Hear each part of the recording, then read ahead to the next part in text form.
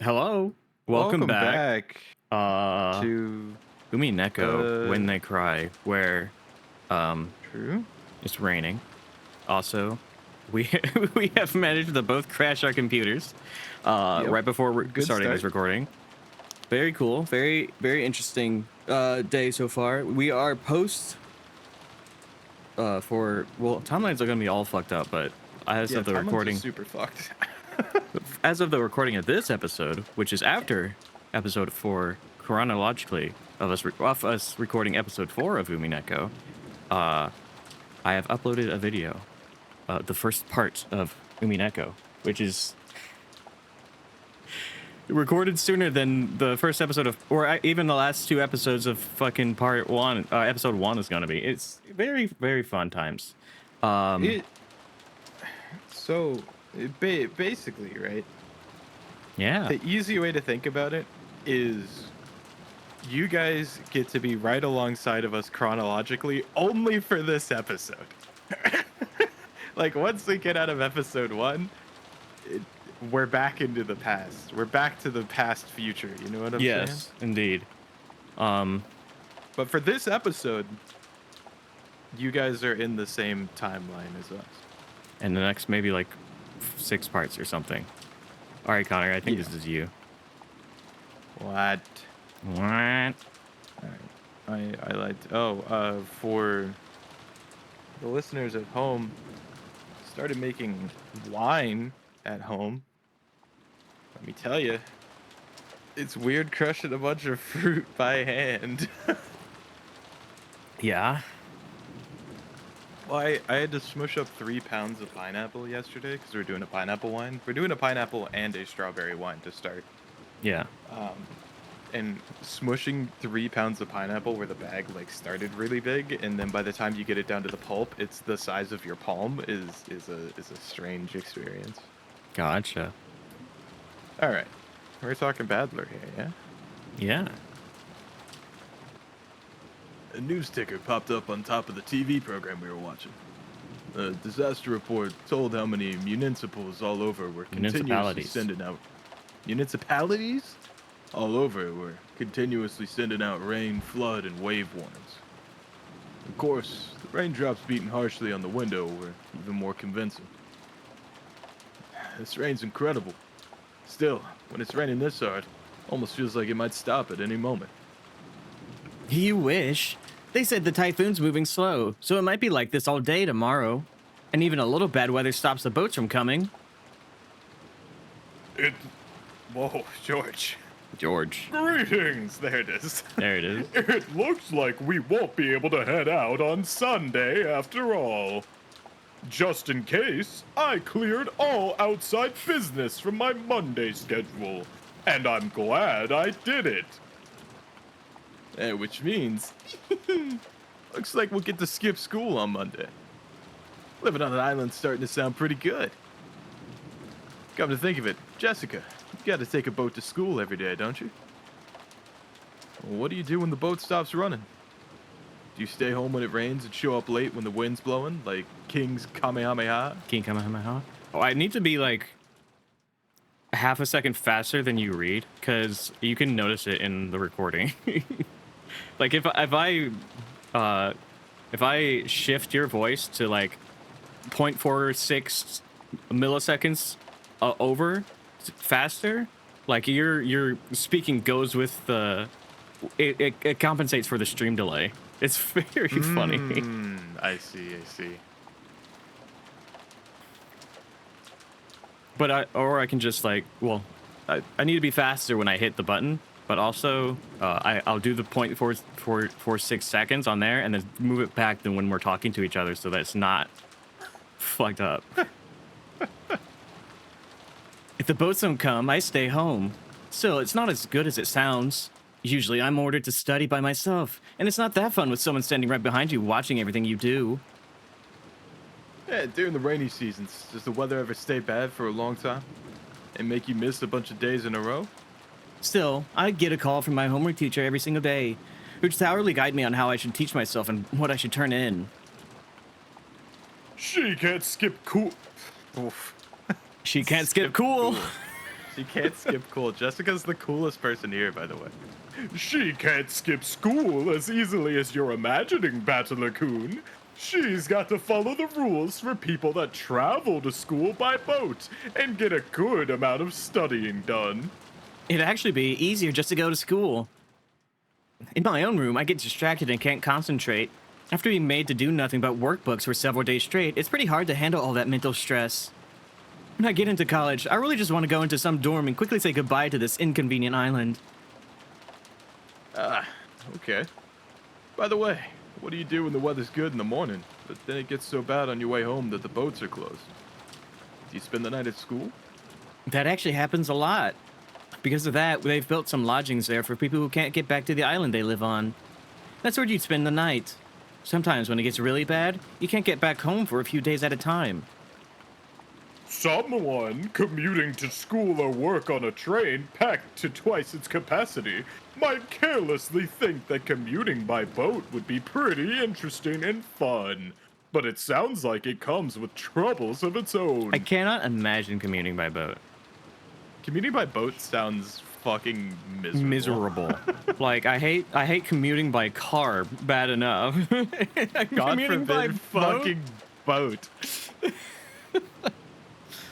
You hear thoughtless tourists saying stuff like that all the time. I've had enough of this island life. I really just want to graduate. I really want to just graduate high school and say goodbye to this island. Yeah, but there's all but there are all dorm schools even for high school, right? Why'd you choose that Nijima school of all places? I've wanted to go to one of those from the beginning. My mom's always gone on about how I need to learn manners and discipline as a successor. So I ended up sticking close to home even for high school. Man, I hate this island. I just want to go live in a city. I don't care if rain or even spears fall down from the sky, as long as I can move to a city where I can wear casual clothes and sandals. And can get to a convenience store in less than 5 minutes. Hold out just a little longer. Just a bit more and you'll graduate high school, right? I can't wait a little longer. Jessica stretched out and reclined in the sofa. Maybe it was a bad time slot, because there weren't any interesting programs on. And we had nothing to do but languidly kill time until we were called for dinner. After that episode, Maria never returned to the cousin room after all.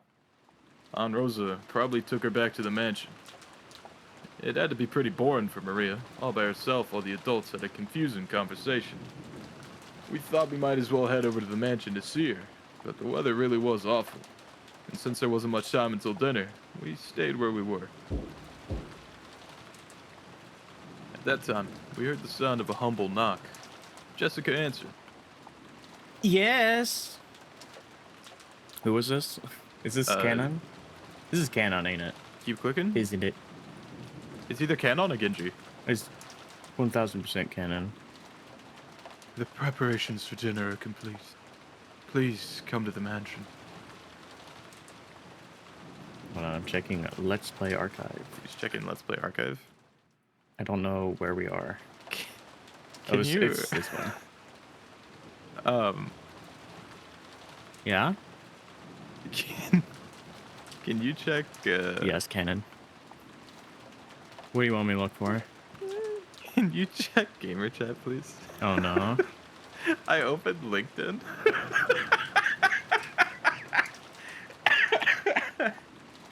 I just imagine, like, Bern Castell saying this.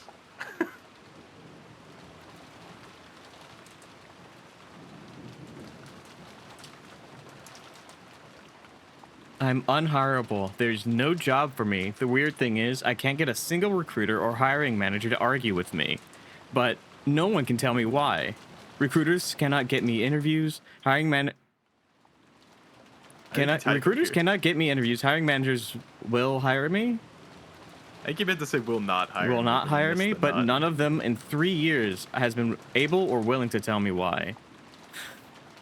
This is weird, right? Question mark. Me coming onto LinkedIn and Chud maxing. People will not hire me.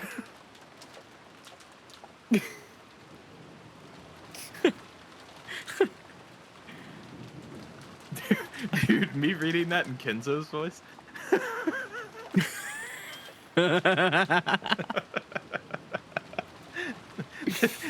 Kenzo talking about getting Beatrice back. The grandma will not speak with me.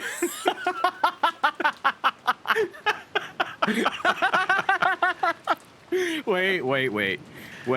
This might be a good bit. Hold on now. We'll come back to that. We gotta come back to that. Yeah, oh my god. We'll come back to it. Let me post this in the Umi chat and say translate to Kenzo speak. To Kenzo speak. It can be the same type of bit that the fucking I cannot share my plans with you or the haters will sabotage me. It was Alright. Kanon-kun's voice. Did he go all the trouble of coming from the mansion in this rain just to get us? Couldn't he have just called us on the telephone? Well, I guess servants at work don't always get to take the most efficient route. Just George, man, today is rough. Just when I was getting hungry. Let's go. George and Ikki turned off the television and stood up. Yeah, my stomach's been growling for a while. I've always been a huge fan of the main family's dinners. And didn't Gohda-san say it was calf steak or something? Oh, I can't wait. Our dinners are always even more fabulous than usual when the family conference comes around. Even I'm looking forward to it. Let's go. As we left the room, Kanon-kun bowed silently and respectfully. Okay, let's go. Is the rain pretty nasty out there? Yes. Take care not to get your garments wet. After seeing the three of us out, Kanon-kun peered into the empty room. Wasn't Maria-sama with you? No, she's not. Wasn't she with Aunt Rosa?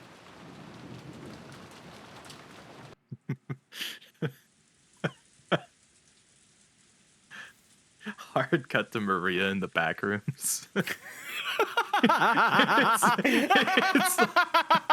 It's like those fucking memes where it's like SpongeBob SquarePants A plot and it's someone like beat bopping along having a good time, and my God. B plot and Hold it's like on. Squidward Oh my in God. super hell.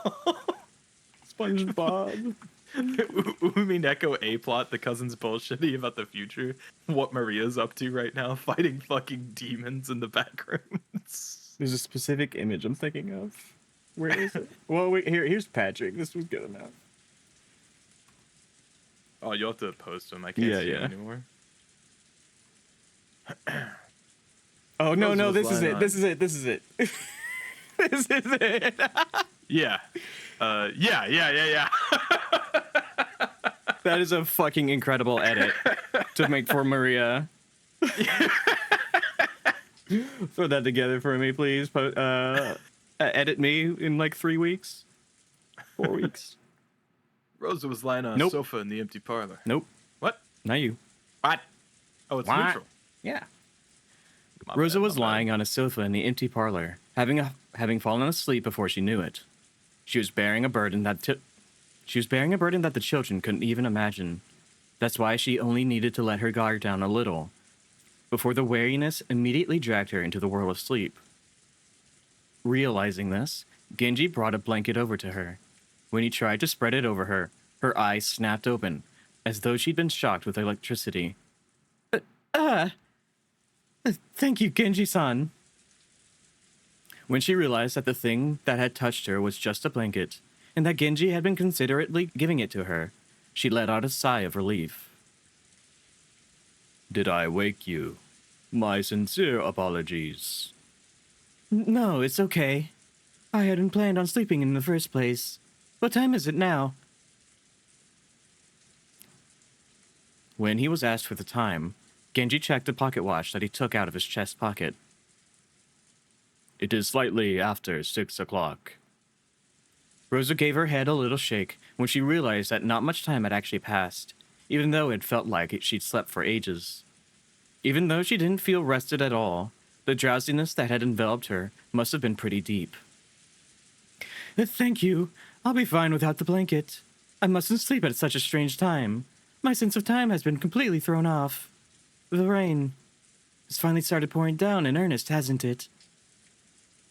Rosa finally realized that the peaceful sound that had put her to sleep was actually the rain. The wind's blowing hard, too. I wonder if the typhoon's finally here.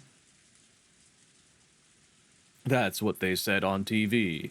The typhoon is moving slowly, so they think it will be like this all day tomorrow. Really? So our last chance to see that wonderful rose garden must already have passed by.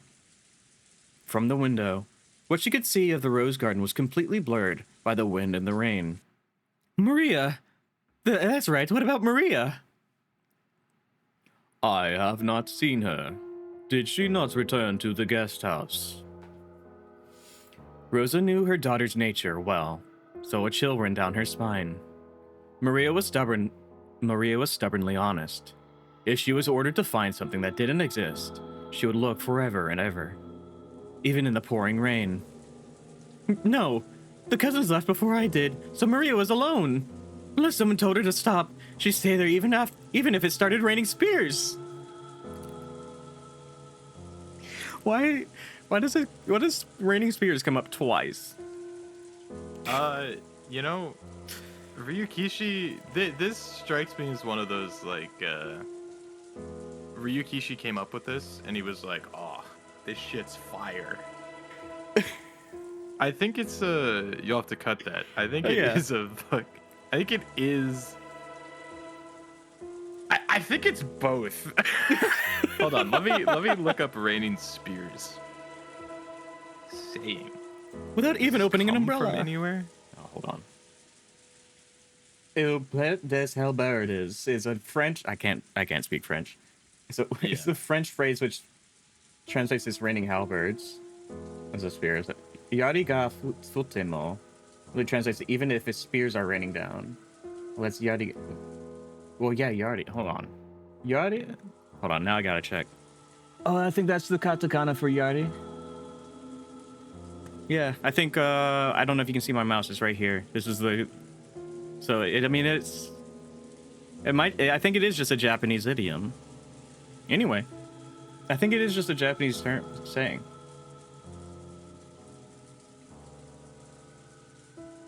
Alright, back to English. Yeah.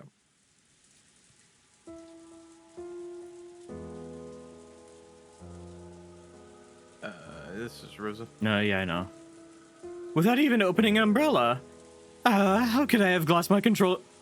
How could I have lost control of my emotions and done such a thing? Even though she'd known about Maria's Excuse me. Even though she'd known about Maria's simple honesty better than anyone, she'd once again lost control of her emotions and done something terrible. Maria! Rosa pushed Genji away and ran down the hall.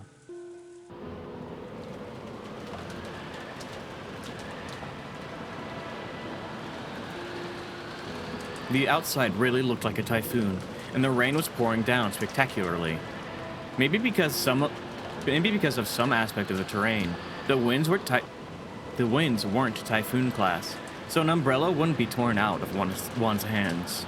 Even so, it certainly was a windy rain. There was no time to admire the roses being drenched. Anyway, I'm getting pretty worried about Maria. You don't think she's still rebelliously searching for that rose alone, do you? I wonder. Surely she wouldn't do it in this rain. Or at least I wish I could believe that. But Maria-chan sometimes gets really stubborn and intensely straightforward. We hadn't worried much, thinking that Aunt Rosa had taken her back to the mansion. However, when Kanon-kun had come for the mansion to call us and thought Maria was here, we got a little worried. I did not see her in the mansion, so I was sure she was here. After all, Rosa-sama was taking a nap. You didn't see her on your way over here? My apologies. I opened my umbrella and ran as fast as I could, so I did not pay much attention. If he had cut through the rose garden, taken the shortest line between the mansion and the guest house, then he would have just barely missed the place where Maria had been looking for a rose. And it was raining this hard, too. Certainly would have been possible for Kanon-kun to fail to notice her. Instead of arguing around here, it'd be faster just to check it out directly. Aniki, why don't we race over there? Oh, do you think you can beat me now that you've been growing for 6 years? Okay, let's settle this. Go! Thank you, George. Very cool. George, Aniki, and I flew out into the rain. Jessica and Kanon-kun followed us. Maria! If you're there, answer me! Maria! It's Aunt Rosa! Hey, Aunt Rosa! When George Aniki called back, Aunt Rosa jumped at him and grabbed onto him. Where's Maria? Is she with you? Isn't she with you? No, we didn't meet with Maria-chan after that. Maria! 6 years ago, Maria was 3 years old. She was a cute and pure kid who just accepted whatever anyone said. But 6 years has passed since then. She's 9 now, and experiencing the ups and downs of life should have taught her something. But Maria, are you telling me you're still as innocent and pure as you used to be? Maria! As I circled the rose bed, something white unexpectedly turned to face me. It was a white umbrella. Maria was crouching down holding the white umbrella and still searching for that rose. Ooh. Her face, which had turned bright red from crying her eyes out, was dirtied with water and mud. It was truly a pitiful sight. Maria, are you still looking? Ooh. Can't find it. Can't find my rose. Ooh. Maria had probably been here since the rain started pouring down. Her shoulders were freezing. She looked tired to the bone, but fortunately she was holding an umbrella, so she wasn't completely soaked. The umbrella probably came from the handbag Maria always carried around. Thank goodness. Seriously, thank goodness. Battler-kun! Thank goodness you found her! Maria! I'm sorry, I'm so sorry. Aunt Rosa threw her umbrella aside and hugged Maria. Ooh, it's not here. My rose isn't here. I'll look for it with you later, okay? So just put it on hold for today, okay? Ooh, put it on hold for today. It looked like Maria still wasn't able to accept it, but she no longer had enough energy to resist. Jessica and Kanon-kun caught up with us. I'll have a towel ready in the mansion immediately. Maria, were you here this whole time? I'm sorry. I'm sorry for being such a bad mother. Aunt Rosa, why don't we head back to the mansion for the time being? If we stay here, Maria will catch a cold. You're right. Maria, let's go. If we don't get you cleaned up, Grandfather would be mad. Hungry. It's already time to eat. You did a good job holding out, Maria. Once the weather gets better, we'll all go search together.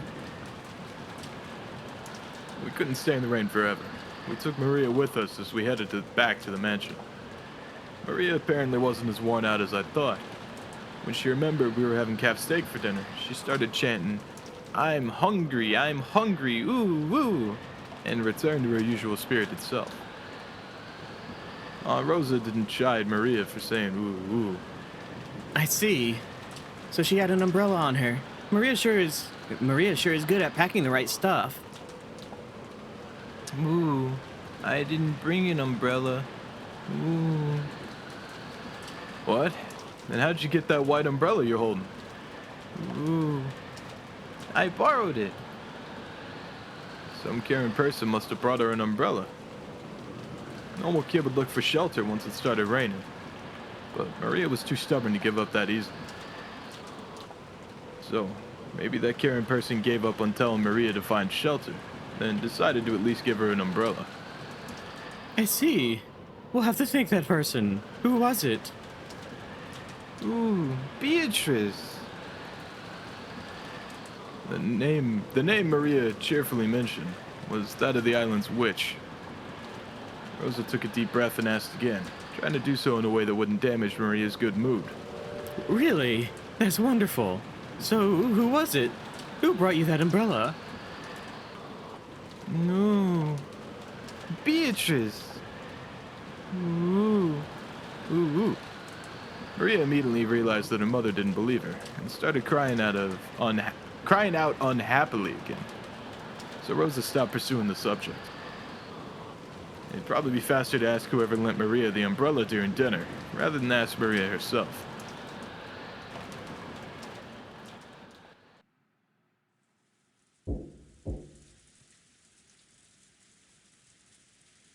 Father, please at least join us for dinner. It won't be a family conference otherwise. Along with a dull pounding on the door, the sound of Krause's entreaty could be heard. However, that voice seemed to be resigned to the fact that nothing it said would be heard. Kenzo-san, won't you at least come out for dinner? All your children have gathered here to see your face, haven't they? Silence, Nanjo. So the bishop won't work. One move too short. Apparently, Kenzo was completely focused on the final battle of his long-lasting chess match with Nanjo. Kenzo's brow was wrinkled as he continued to glare at the game board through his spectacles. Krause's voice didn't reach his ears. Kenzo-san, I'm hungry myself. Why don't we go down and eat? Go by yourself if that's what you want. Let me consider this next move a little longer. We're going to finish tonight. Otherwise, it's doubtful we'll finish before the world ends. Nanjo rose from his seat, hoping this would prompt Kenzo to do the same. But Kenzo's eyes never left the chessboard. He knew well that Kenzo always displayed a blind concentration when it came to chess. But he'd never seen Kenzo concentrate as hard as this. It was almost as though Kenzo was telling the truth, and there would never be another chance for them to continue their contest if they didn't finish tonight.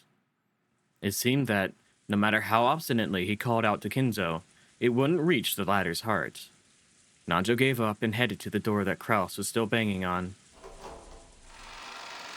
The door to the study opened. Krause was taken aback, thinking that maybe Kenzo was actually coming out. However, Nanjo was the one who appeared, and Krause let out a sigh of relief. Dr. Nanjo, his father... I'm sorry, I couldn't be of service. Right now, this room is Kenzo-san's whole world. Nanjo shook his head with a completely defeated expression. Krause raised his fist once more and banged on the door, shouting, Father, can you hear me? We're heading down now, but please join us at any times you feel like. All of your children are waiting for you. His voice was very loud. Mm-hmm. His voice was very loud. What are you doing? Yeah, it's Kenzo. No, it's not. His voice was very loud, and he was making a racket, pounding on the door. There's no way it wouldn't reach Kenzo's ears. Well, it certainly was reaching him, but he ignored it anyway. However, unlike the time he'd been called down for lunch, he didn't fly into a rage. By now, Kenzo was calm at heart, almost as though he had taken on a philosophical view and turned himself over to fate. Neither dinner nor the faces of my children interest me in the slightest. I will only leave here if Beatrice is resurrected, or if I am chosen as a sacrifice for the key. The demon's roulette has already started spinning. What meaning does dinner have at this point? As though the painfully loud banging on the door completely failed to enter his hearing, Kenzo silently thought about his next chess move, still in his philosophical state. There it is. Just as always, Kinzo's figure couldn't be seen anywhere in the dining hall. Kraus, wearing a bitter smile, returned with Nanjo. Father said he is not feeling well. He truly regrets missing this once-in-a-year opportunity to sit together with his gathered family. Ava and Rudolph snickered. Whatever. It's fucking a word. Given Kinzo's personality, there's no way he'd show signs of regret. And none of his relatives showed any regret at his absence. Then why don't we start dinner? Gohda, begin. Certainly. Well then, if you will allow me. When Gohda was told to start the family conference dinner, his biggest time to shine of the whole year, he nodded with a broad grin. May I ask who lent Maria an umbrella? When Rosa timidly cut through the silence of the dining hall, everyone noticed. An umbrella? What's this about? A short while back, Maria was in the rose garden when it started raining, and she apparently borrowed a white umbrella from someone. I wanted to thank them. Wasn't one of us. After you left, we moved to a different room and had a friendly chat that whole time. That's right. Even after that, the siblings had a real friendly chat. The word friendly fell awkwardly from Hideyoshi's lips. So even those who hadn't been present could tell the conversation hadn't been a pleasant one. At the very least, it couldn't have been me. Ava, Rudolph, Hideyoshi-san, or Kirie-san. We were together the whole time, even after Natsui-ne-san and Rosa-san left. The whole time until the meal started.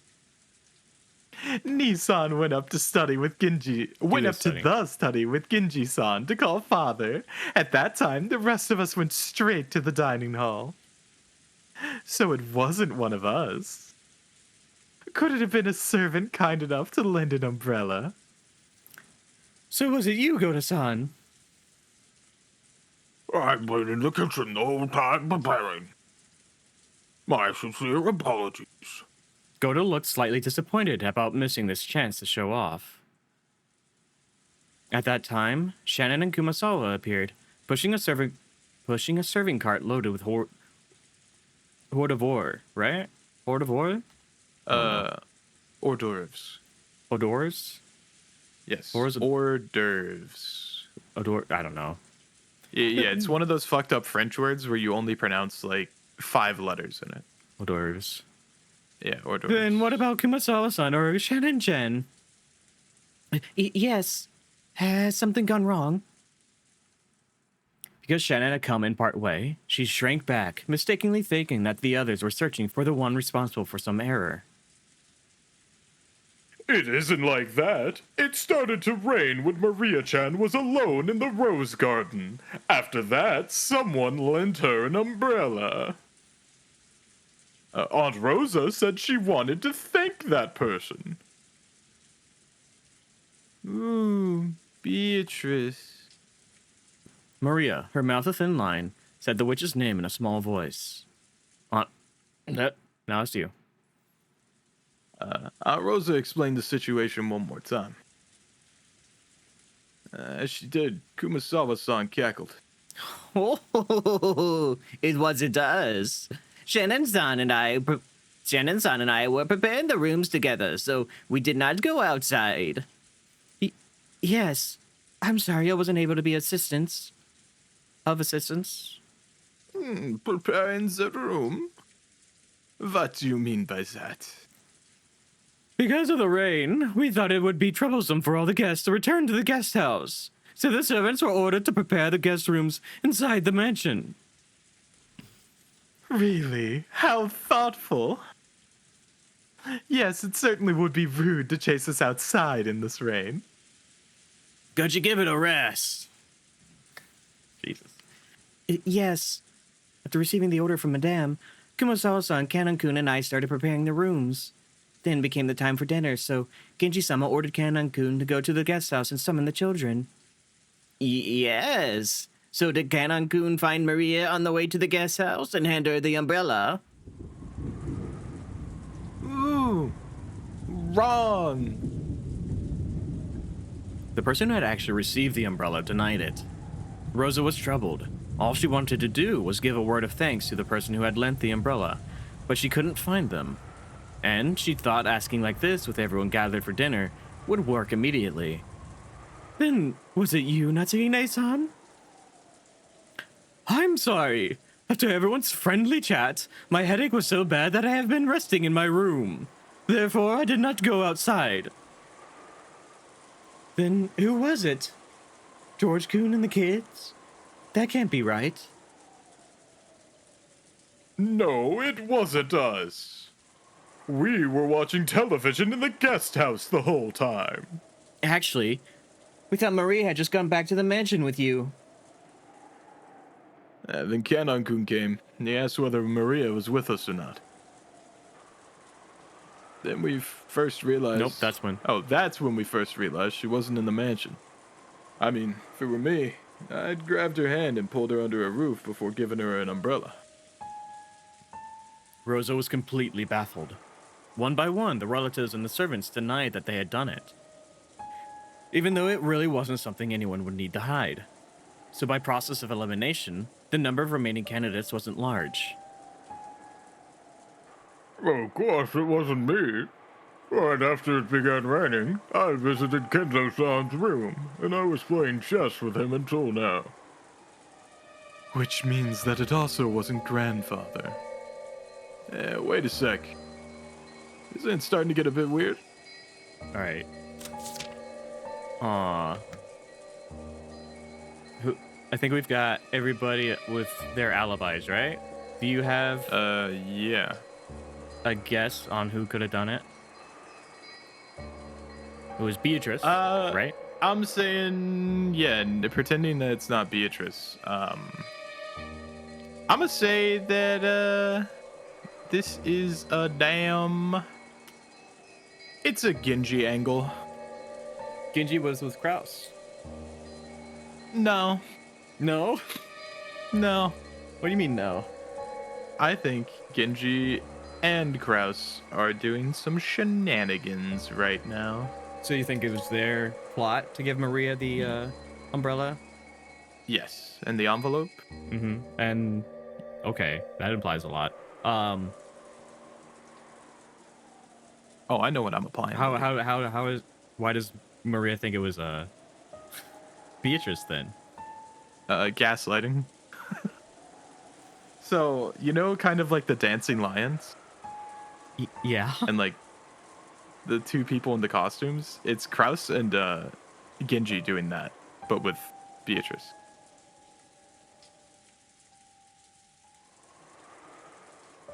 This is some small You know what I'm bombs saying? bullshit.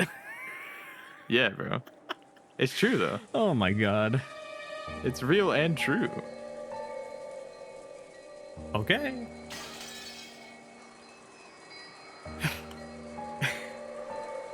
Who's left? Then who was it? Genji-san? Huh?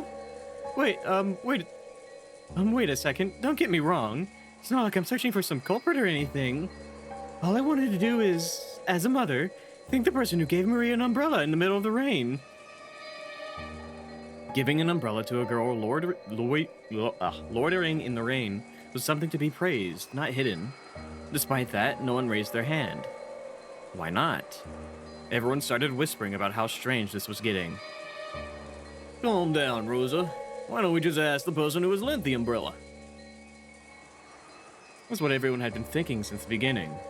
They were all scratching their heads at why she didn't just ask Maria, who had been given the umbrella.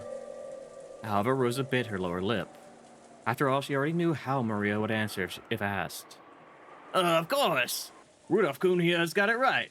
Maria-chan, tell your uncle. Who lent you the umbrella? Beatrice! The dining hall was wrapped in silence for an instant. But it was soon interrupted by a burst of laughter. I see. So Beatrice, the witch of the forest, felt pity and lent her an umbrella. What a lovely story. Rosa, there you have it.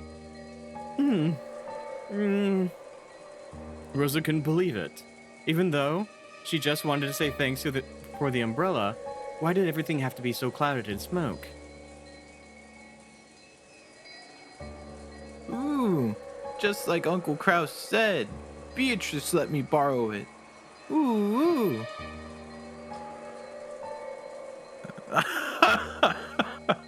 Isn't that wonderful? We should all be jealous of such purity. What do you think, everyone? Kraus was laughing with a face that was clearly mocking, but Maria was overjoyed, apparently convinced that her claim was being believed. How did that work? Does that mean a witch really appeared and lent her an umbrella? Jessica asked me in a small voice that wouldn't carry over to Maria, who was sitting across from me.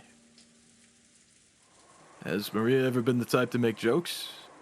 If we'd heard this kind of story pop out of my old bastard's mouth, we would have just taken it as another joke. However, it was hard to explain it away like that when Maria said it. This is getting pretty unnerving. No way. She's always been frank and serious. She's the sort who'd believe any joke, even ones normal people could instantly tell were lies. I've never even heard of her cracking a joke. Aunt Rosa probably knew that better than anyone. It appeared that because of this weird situation, she had no idea what was going on anymore. So if Maria says she borrowed an umbrella from Beatrice, that must mean it really was Beatrice. We're talking about Maria here, so I can't think of it as some kind of metaphor or joke. It might be best to take what she says at face value. Then what's going on? Are you saying Genji-san as someone put on that fancy dress from the portrait and gave Maria the umbrella? That's exactly what I'm saying, Battler. I'm not sure about that. Actually, that's what I want to know. Jessica shrugged jokingly, but her expression didn't completely match her attitude. Once the hors d'oeuvres were set out and Gohda showed off his vast store of knowledge, the meal began.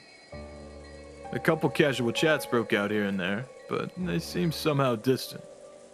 And then the meal ended up being so quiet that you couldn't ignore the sound of the rain sneaking into the dining hall.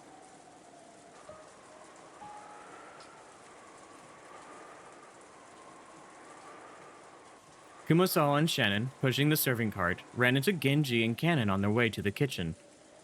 Oh, it's Genji-san. Did you lend Maria-san an umbrella? An umbrella? What are you talking about?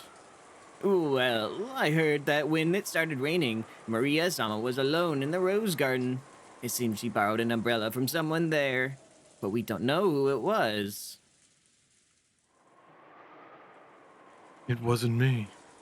After all, I actually thought Maria-sama was in the guest house. When Battler-sama first found her, she was already holding a white umbrella. My apologies, but it was not me either. Then could it actually be the master? Both in the dining hall and right here, everyone had stated that they hadn't done it. That left only Kinzo, but maybe he went walking down the corridor for some reason when he just happened to see Maria-sama in the rose garden without even an umbrella. The master is not particularly fond of Maria-sama. I agree. I can't imagine that. For Maria-sama's sake, you go to all the trouble of descending the stairs with an umbrella. Oh my, how troublesome.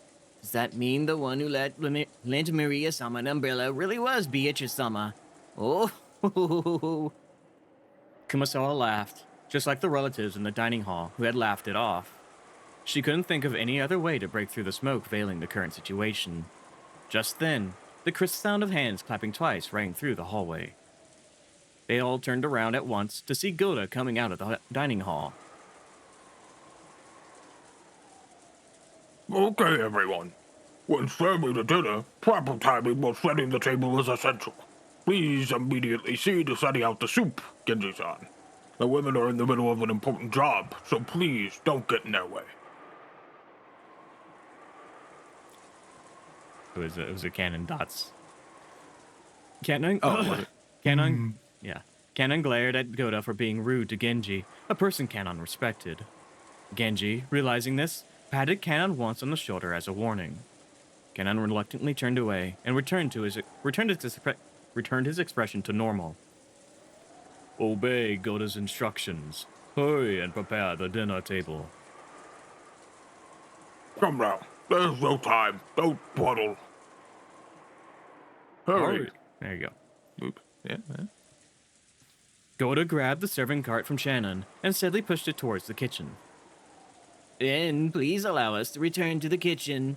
After all, Gohda-san's temper is very short. Please excuse me as well.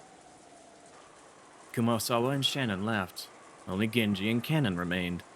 Through the window, the darkness of the rainy night could be seen, along with the occasional thunderbolt. Genji-sama. Did Beatrice-sama really return? I don't know. Shall I inform the master? That is not necessary. If she truly has returned, she will eventually appear before the master of her own accord. Furthermore, she is a fickle person. It would be pointless to report to the master only to find out that she does not appear. I wonder if this means the master's ceremony has already begun. Probably. However, that has nothing to do with furniture like us. We must continue to return the favor we received from the master until our final moments. Yes, that is furniture's duty. The thunder crashed once more. I read that as furniture first. Except for those instants when lightning lit up the sky, nothing could be seen out the window but the darkness of night. Just as humans rule when the sun is up, those that are not human rule when the sun is down. The darkness of night that now surrounded Rokenjima was ruled by another master, not the Ushirimiya family. Did this master take pity on Maria when she was alone and being pummeled by the rain in the rose garden, lending her an umbrella? Canon looked at the rose garden's lights, dimly visible beyond the window. The dim lights weren't enough to illuminate the surrounding area. Looking at those lights felt like making eye contact with the witch, and Canon forced himself to avert his eyes. If he didn't, it felt like his eyes would be absorbed by that light.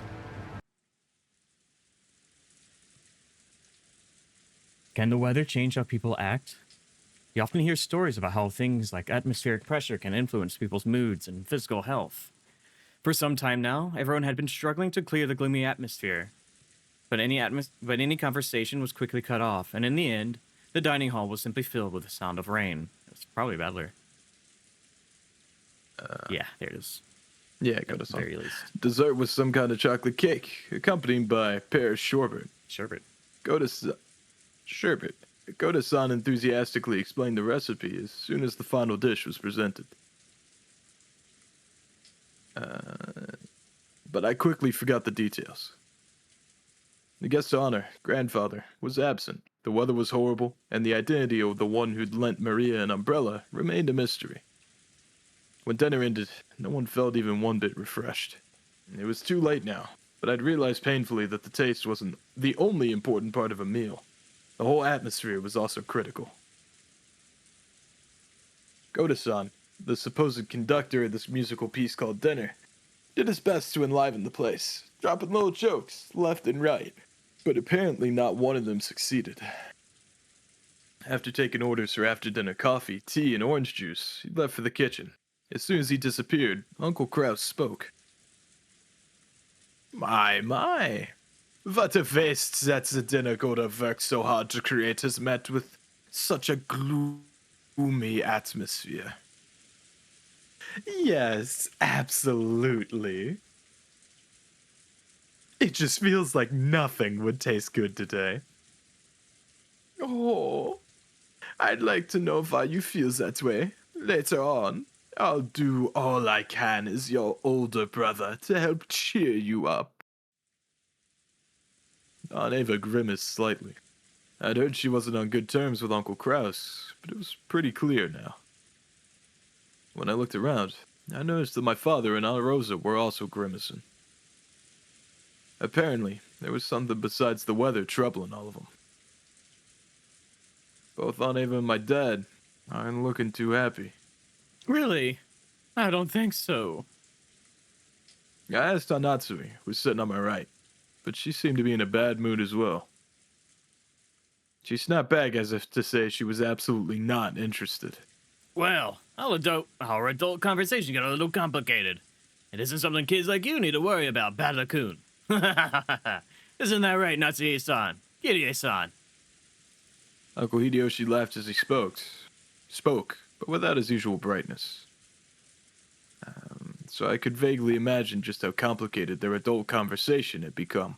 On top of that, even Aunt Natsui and Kirie-san, the people who he had directed his comment to, ignored him, as if though they hadn't heard anything. I didn't know what kind of conversation they'd been having while us kids were away. But it reminded me of how Dad said he had stomach cramps when he arrived at the mansion. The family conference might have been a playful reunion to us kids, but it was definitely different for adults. After Uncle Hideyoshi's comment was ignored by the other adults, and an awkward silence fell over the room, Kirie-san spoke up. We were talking about how the kids' careers would turn out. Such is what lies in your future, Battler-kun. Will you just drift on to college? Wouldn't that be a little disheartening, as a starting line for the long race of life? Hey, wait a sec. Kirie-san, if you start talking about something like that in the middle of a meal, it won't digest well, and we'll all end up getting constipated.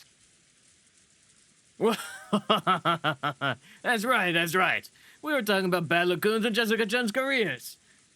You've got to think seriously about the future.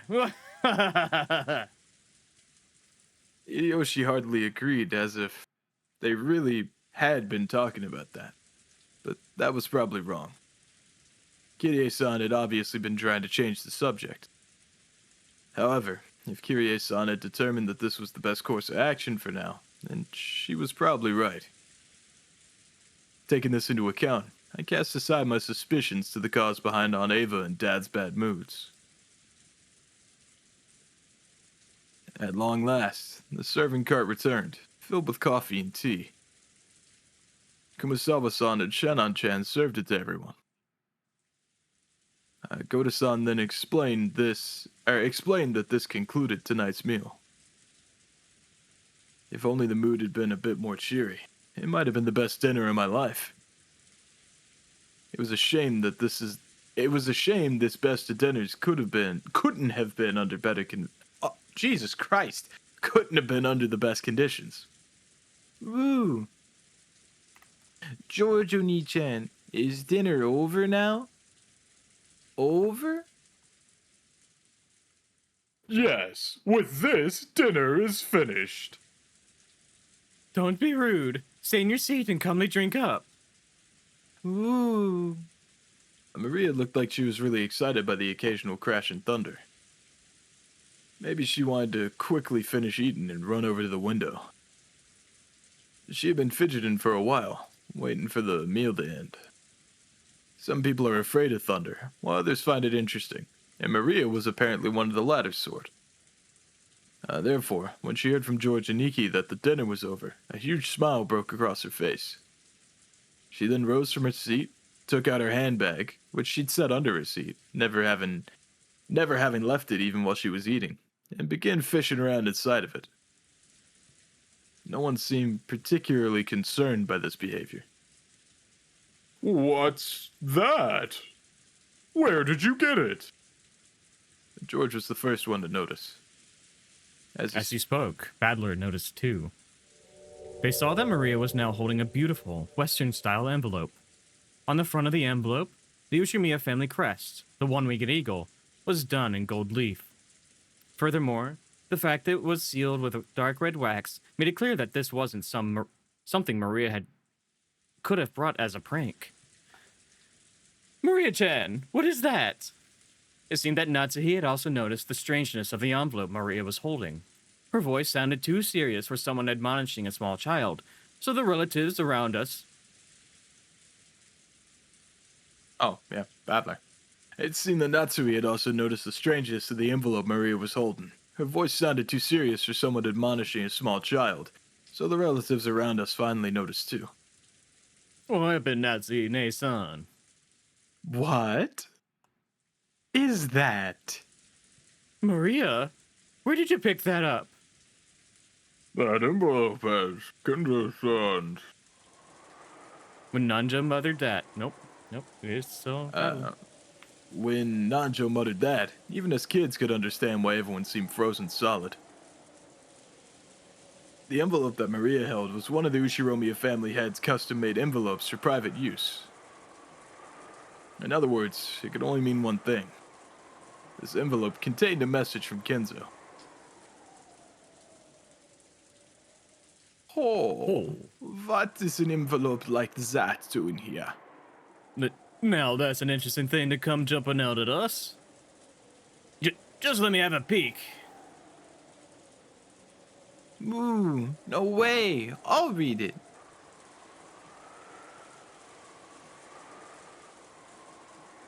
Big guy. Yeah, Jesus Christ, man. I'm sorry, I'm fucking locked into P4 February. I was told to read it to everyone. Uncle Hideyoshi tried to snatch the envelope out from Maria's hands, but she protected it, as though she was hugging it and didn't let it go. Hideyoshi-san, you can't use force against a child. Maria-chan, where did you get this envelope? Ooh, I got it from Beatrice when she gave me the umbrella. She told me to read it to everyone after the meal was over. I'm the witch's messenger. Ooh. Saying it in English.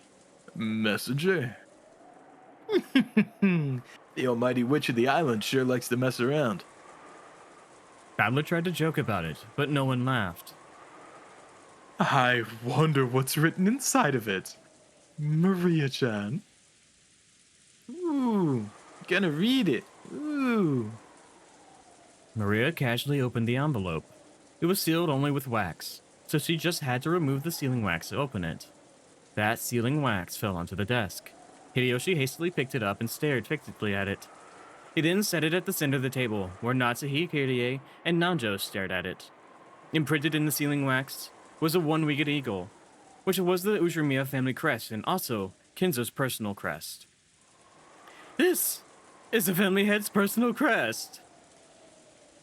I know it from the letters I've received from Kinzo-san before. Without a doubt, this is his wax seal. But aren't there several things in this mansion bearing that crest? For example, if there was some kind of stamp for wax seals, couldn't someone other than Kinzo-san have used it? No. Kinzo-san would always use a ring on his finger. It's proof of the Ushiromiya family headship when he sealed the wax. This shape and complex design is definitely Kinzo-san's seal. That is not necessarily so. Anyone in the family must have received a letter from father at least once. We can't eliminate the possibilities that someone used that wax as a model to create a fake seal and pass themselves off as father. Oh, I agree with Oniki. No matter how much the seal assembles dads, we can't prove that it's the real thing. So it doesn't prove this envelope came from him. I absolutely agree. I cannot approve of this arbitrarily deciding that this letter came from father, based solely on the wax seal. Dr. Nanjo, couldn't you use a bit more discretion with your vague words? I apologize. It's not my place to speak. One after another, all of the siblings from Kraus on downwards rejected Nanja's statement stating that the envelope Maria held wasn't necessarily from Kinzo. They were afraid. They feared from the bottom of their hearts that Kinzo's intentions were written in there. that it might be some announcement regarding the inheritance that would be decided unfavorably to them. Maria, the person who gave you that envelope was the same person who lent you that umbrella, right? Ooh. I don't know what ooh means. Is it true? Ooh. Yes. Ooh. So, in other words, the witch, Beatrice, gave Maria-chan that envelope along with the umbrella. Ooh. Maria nodded forcefully. I agree with my husband. It's a dubious letter handed over by some suspicious person. It isn't even worth reading. There's nothing wrong with just reading it, right? Badler said it to Jessica in a small voice, trying to act tough. But Natsuki heard him clearly and glared at him with threatening eyes. And then, Beatrice told you to read it after the meal was over, right, Maria? Ooh. It's okay, everyone. This envelope didn't come from Grandfather, but from Beatrice. Regardless of who actually wrote it, why can't we just hear what's inside before we decide? That's right. Even if Father didn't necessarily write it, I'd still like to know what's written inside. Maria-chan, I'm sorry. I tried to take it from you by force earlier. I apologize. So will you read it out loud in front of everyone? Maria, read Sorry. it. Old habits die hard, you know what I'm saying? Ooh. As all the relatives stared fiercely at Maria, so whatever, she spread the letter open with a rustle. I'll just slightly move you saying that before I start talking. Do you think it really did come from Dad? Impossible. Whenever Father has announced something to us in the past, he would always send Ginji if he didn't do it directly, correct? I cannot believe that he would use such a joke-like approach. That's right. Maria, a messenger. That definitely doesn't suit Father's taste. Rosa, could this be Maria-chan trying to surprise us by putting on some kind of show? Maria isn't really a kid who'd be capable of something so thoughtful. Well, gonna read it. Ooh. The words came out of Maria's mouth, but for some reason, her voice seemed different from usual. Everyone went suddenly silent. Welcome to Rokinjima, members of the Ushiromiya family. I am Beatrice, the alchemist for this family employed by Kenzo-sama himself. Ha! That's crazy! Quiet! I have served him for many years in accordance with our contract, but on this day, Kenzo-sama has announced the final suspension of that contract.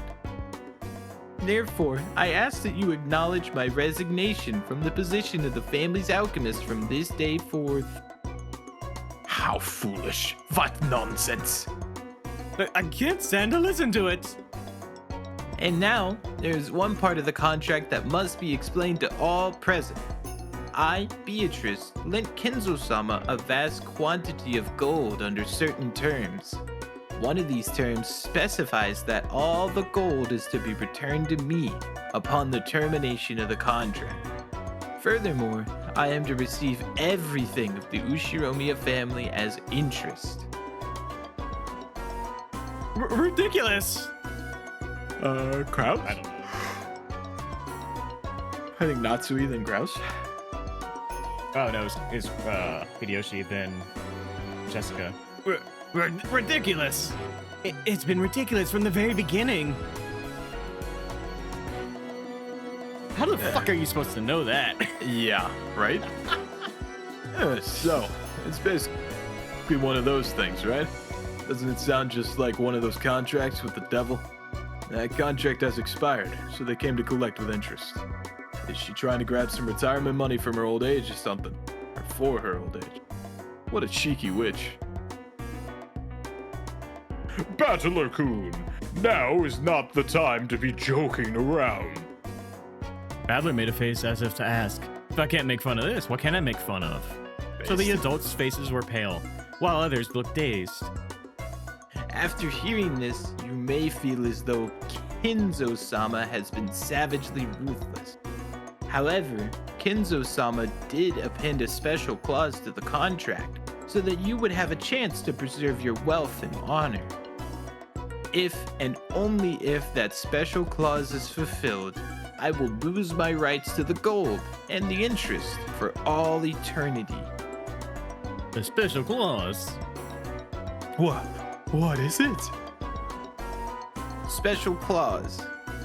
Beatrice retains the right to collect the gold and accumulated interest upon the termination of the contract.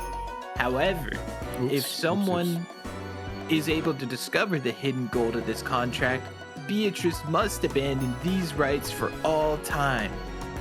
The collection of the interest will proceed shortly, but if any one of you fulfills the terms of this special clause, I shall return everything, including the portion that has already been collected.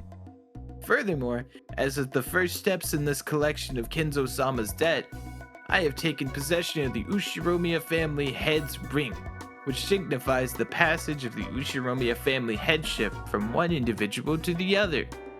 I ask that you confirm this for yourself by examining the imprint on the wax seal. Are they trying to claim that that's the meaning behind this seal? That father would relinquish his ring is unthinkable.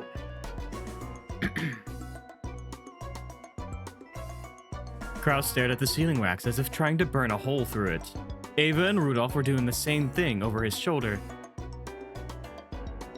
Come to think of it, when we were playing chess, I did have a strange feeling that something was missing from Kinzo-san's finger. Dr. Donjo! Don't say something so careless just because of a vague memory! Hello? We can't prove its authenticity here. Only by asking Father directly can we determine whether he really handed over his ring, and whether this letter tells the truth. That's right. It's just as Kiryu-san says. Do you really think Kenzo-san will tell you? After all, that person's thoughts sometimes surpass the bounds of common sense. No matter what happens, it's still nonsense. In the first place, the illusion of the gold itself is one of Father's tricks. I've already heard enough talk of that gold from the rest of you. But this is the witch speaking, right? About how the inheritance and all of the assets will be handed over to the one who finds the gold, right?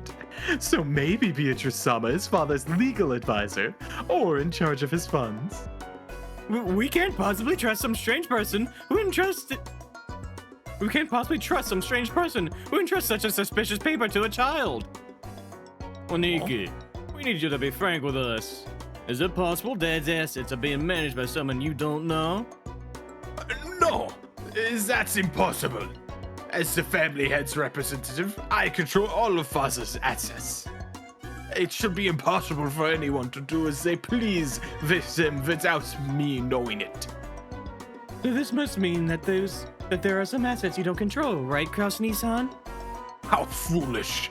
Such assets could not possibly exist. Oh, but there is such a thing.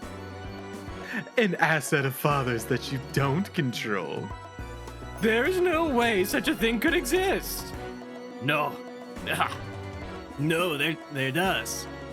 It's Father's. No, Beatrice is hidden gold. Let's keep it simple. In short, Dad had some trusted confidant that Aniki doesn't even know about. Furthermore, this person has always been in charge of watching and managing the gold. Or it could be some eccentric rich person who offered him a loan with rules like a devil's contract. Could it be that this confidant called Beatrice is trying to test which of Kinzo's children is most worthy to be financed by her gold? Kiryu's question was one that all the siblings wanted answered. Upon reflection, they realized that Kinzo's strange epitaph had hung in the hall beneath the witch's portrait for quite some time. And while it had long been whispered that whoever solved the puzzle would receive everything, No one had ever clearly stated it. It was just something that everyone had hoped might be true. And right there, right now, the thing that they hoped for had been clearly stated in Beatrice's letter. It clearly specified that everything of the Ushimiya family would be given to the one who found the gold. Kinzo-sama's already publicly displayed the location of the hidden gold within the epitaph under my portrait. The rules apply equally to all who can read the epitaph. If you discover the gold, I shall return everything to you. Tonight, I ask that you enjoy your battle of wits with Kinzo-sama to the fullest. I sincerely pray that this night will be both intellectual and elegant. Beatrice the Golden.